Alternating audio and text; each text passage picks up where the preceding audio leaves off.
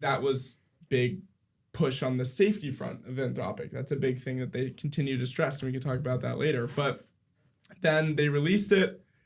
It was out for 48 hours, 72 hours. Something like that. 48, like that, I think. Right? So there was just a tiny little jailbreak that Anthropic was like, yeah, that's how this always works, but we fixed all the major problems and all the other companies fine.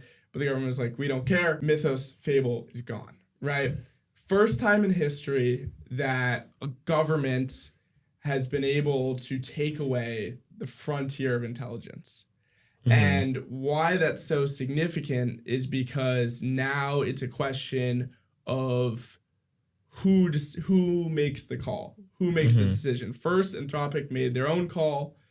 There's no policy in place. That needs to get figured out.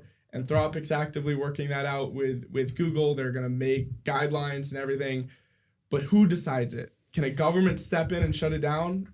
Obviously, we know they can, but... I think unless the government... I don't think this is ever going to happen, but I think unless the government has like experts, like ML experts within the government that can just like, you know, test Mythos or whatever the next model is and like scientifically shut it down and be like, it did not pass our internal government safety benchmark. It didn't meet XYZ requirement.